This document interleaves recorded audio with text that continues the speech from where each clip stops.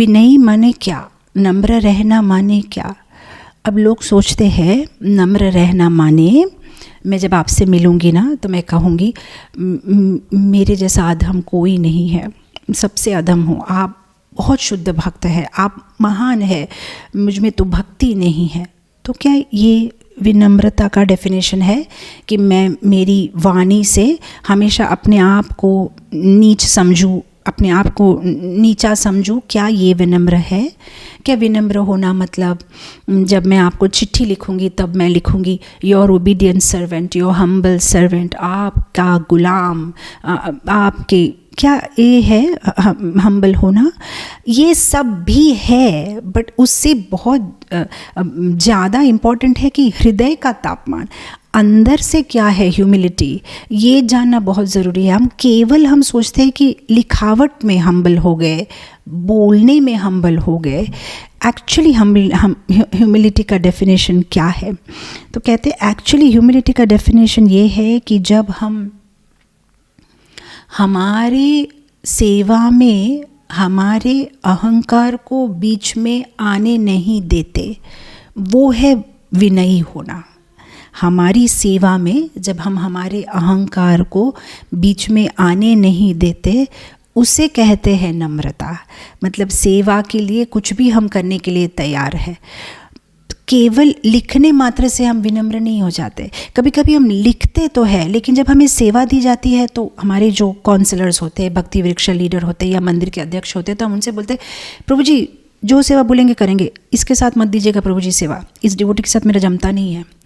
नहीं, आपकी सेवा के बीच में आपका अहंकार नहीं आना चाहिए। उसका मतलब आप विनयी नहीं है। अगर आप ये सोचते हैं कि नहीं मैं इस भक्त के साथ सेवा नहीं कर, मैं सेवा तो कर सकता हूँ लेकिन इसके साथ नहीं कर सकता, इसके साथ मेरा नहीं जमेगा, ये मेरे साथ, सेवा के बीच में अहंकार नहीं आना है। ये सारे गुण बहुत बहुत इम्पोर्टेंट एक्चुअली है। बहुत छोटी सी बात, तो ये छोटी छोटी बात लग सकती है हमें, लेकिन ये भक्ति में बहुत इम्पोर्टेंट बात है। और आप देखो ये जो भक्त के जो अलग अलग गुण है, बहुत अलग अलग जगहों में इसके बारे में विस्तार से बात की गई है। अमानी, मान देना। इनफैक्ट आप देखिए चैतन्य चरितामृत में भी कृष्णदास कविराज वैष्णवों के 26 गुणों के बारे में बात करते हैं। और आप देखिए भगवद गीता के भक्ति योग 12वां अध्याय के 13वें श्लोक से लेके भगवान जो है 36 क्वालिटीज़ के बारे में बात करते, क्या क्या भक्त में होनी चाहिए। उसी तरह से आप देखिए भागवतम के 3rd कैंटो में भी कपिल देव अपनी माता देवहूति से कहते हैं कैसे भक्तों की क्वालिटीज़ होनी चाहिए। तितिक्षवा, करुणिका, अजातशत्रु, साधु, साधवा, शांता, ऐसी अलग अलग। तो बहुत सारी जगह भक्तों की अलग अलग क्वालिटीज़ के बारे में बताया गया है, लेकिन सार में तो ये 3 क्वालिटी के बारे में ज़्यादातर बोलते हैं। 3 सार, जैसे कहते हैं ना, the most important foundational qualities जिसके बारे में हर जगह उल्लेख होता है, वो तो यही है। कंपैशन मतलब दूसरों पे दया दिखानी, टॉलरेट सहन करना, और भगवान के ऊपर में अनन्य भाव। ये 3 चीज़ के बारे में हर जगह उल्लेख किया गया। और इनफैक्ट बाहर के जो नॉर्मल लोग होते हैं ना, जो बाहर के नॉर्मल कर्मी लोग, वे भी एक्सपेक्ट करते हैं कि अगर आपने तिलक धारण किया है, आपने कंठी पहनी है, आप अपने आप को भक्त मानते हैं, तो ये 3 गुण तो आप में होंगे ही होंगे। आप कभी देखिए, हम कभी यात्रा में जाते हैं या कभी परस्पर जैसे ट्रेन में बैठे हैं और कभी किसी भक्त ने क्रोध दिखा दिया या किसी के साथ में झगड़ा हो गया या गुस्सा हो गया, तो जो नॉर्मल पीपल जिनको भक्ति के बारे में कुछ भी पता नहीं, वो भी बोलेंगे अरे आप भक्त हैं ना, आपको भी गुस्सा आता है, आप डिवोटी है ना, आप गुस्सा आता है आपको। मतलब वो भी समझते हैं कि भक्त मतलब सहनशील, गुस्सा नहीं आता है।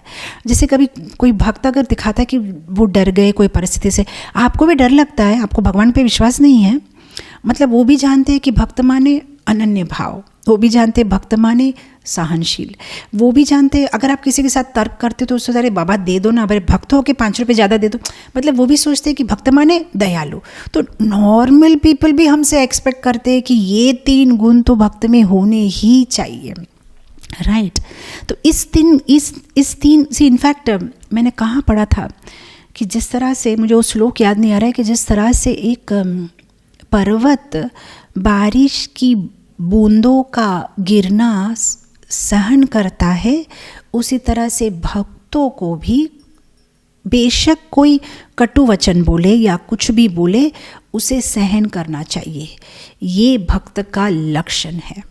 और आप देखिए श्रीमद् भागवतम में भी अगर आप देखेंगे, ये जो मैंने कहा अभी, दयालु, सहनशील और अनन्य भाव के अनेक उदाहरण मिलेंगे हमें।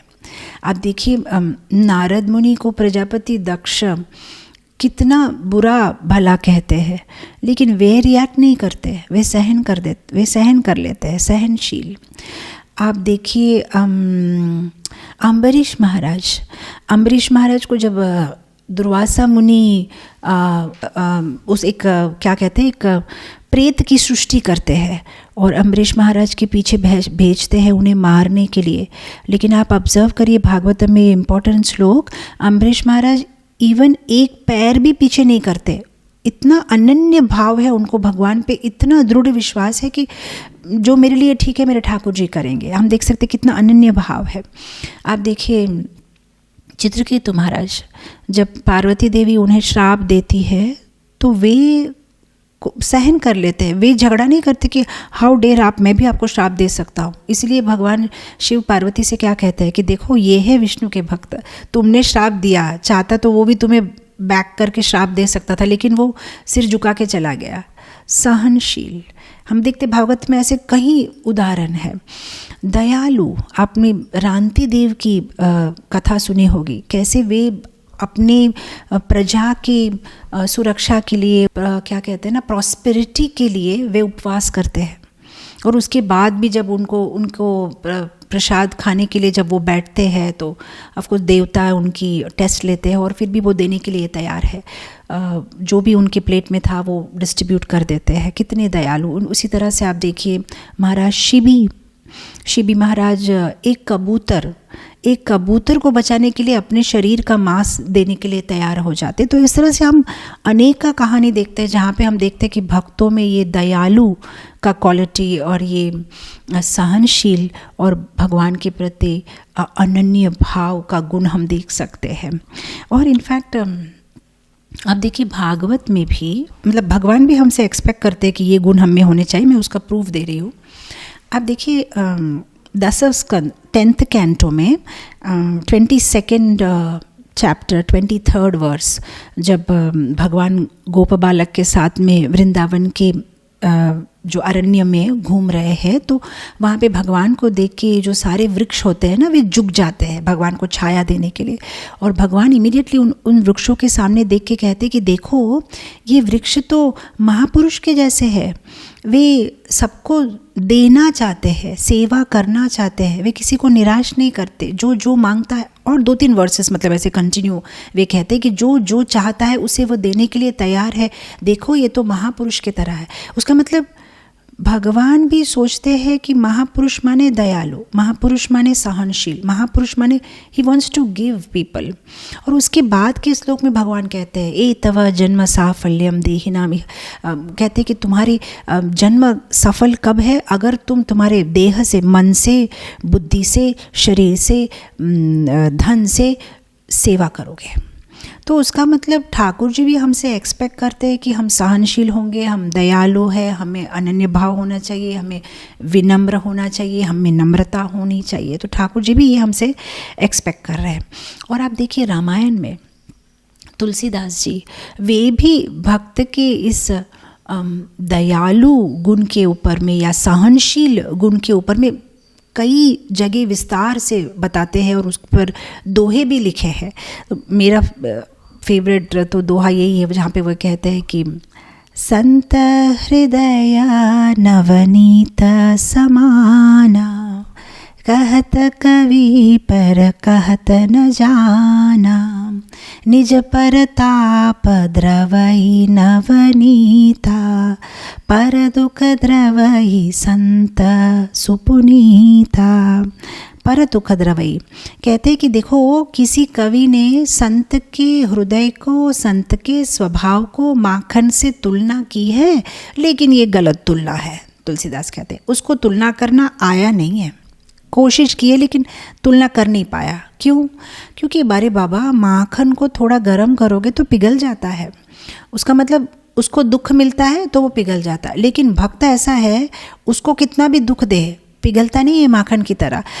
पर दुख द्रवई, लेकिन पर दुख किसी और का दुख देखता है तो पिघल जाता है, आंख में आंसू आ जाता है, रोना आ जाता है, किसी और का दुख नहीं देख सकता भक्त। तो इसलिए माखन के साथ संत के हृदय की तुलना की है, लेकिन गलत तुलना है।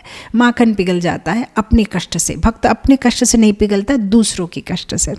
जब मैं ये श्लोक सुनती हूँ मुझे तो हमारे गुरु महाराज की याद आती रहती है, क्योंकि मैं सोचती हूँ जिस तरह से वे अब इतने कष्ट में है खुद ही, मतलब शारीरिक भाव से, लेकिन आप कभी भी उनके साथ बात करोगे या उनसे मिलने जाओगे तो सबसे पहले वे आपको पूछेंगे कि आप कैसे हैं। और वो आपने कभी सुना नहीं होगा कि जैसे साधारण, तो माइंड मत करिए मैं कहती हूँ, लेकिन साधारण जो वृद्ध हो जाते ना, तो आप किसी वृद्ध के साथ में बात करोगे ना तो बातें ऐसी होती है, थोड़ा दिन से ना कमर में बहुत दर्द है, तो ना ये दांत ना ये हो गया है, इसका ना ये प्रॉब्लम हो गया, आजकल ना ये आलू खाना छोड़ दिया, सूट नहीं होता, शुगर हो गई ना मुझे, ये हो गया, बस यही बातें होती है। लेकिन आप देखेंगे उनको तो वे कभी अपनी हेल्थ के बारे में आपको नहीं बताएंगे। आप अगर 1 साल के बाद भी मिलोगे तो ये नहीं बोलेंगे आपको पता है मेरे को घुटने में ये हो रहा है, कुछ भी नहीं बोलते, आपके बारे में पूछेंगे। और आपकी छोटी सी समस्या भी उन्हें विचलित कर देती है, वे सोचते हैं कि कैसे मदद करूँ मैं इनकी। तो ये संत का स्वभाव होता है, दूसरों की तकलीफ़ उनसे देखी नहीं जाती, खुद की तकलीफ़ इतने में पड़े हुए हैं पर उन्हें वो तकलीफ़ महसूस नहीं होती। मैं पिछले दिन टेक्सास के किसी भक्तों को मैं भीष्म स्तुति हिंदी में बता रही थी, तो मुझे एक बात याद आ गई भीष्म देव की, कि वे खुद जो है सैया में लेटे हुए, बाण सैया में। और आप इमेजिन कर सकते हो, हम माताजी लोगों को तो ना हमें कुकिंग करते करते थोड़ा सा कभी लग जाता है ना, टमाटर काटते हुए तो भी लगता है 10 बार, मैं तो बता देती हूँ 10 बार आज लग गई, मुझे आज लग गई, सबको बताऊँगी 10 बार कि मुझे तो आज लग गई। लेकिन बाण की सैया, मतलब शरीर के हर अंग अंग में बाण उनको तकलीफ़ दे रहा है, लेकिन वे पांडव को देख के बोलते अरे तुम लोग को कितनी तकलीफ़ मिली ना, उनके बारे में कितना तुम लोगों ने दुख सहन किया। तो मैं जब ये पढ़ रही थी मुझे लगा अरे बाप रे, मतलब ऐसे होते हैं भक्त, दूसरों की तकलीफ़ ही दिखाई देती है, उनकी तकलीफ़ उनको दिखाई नहीं देती है।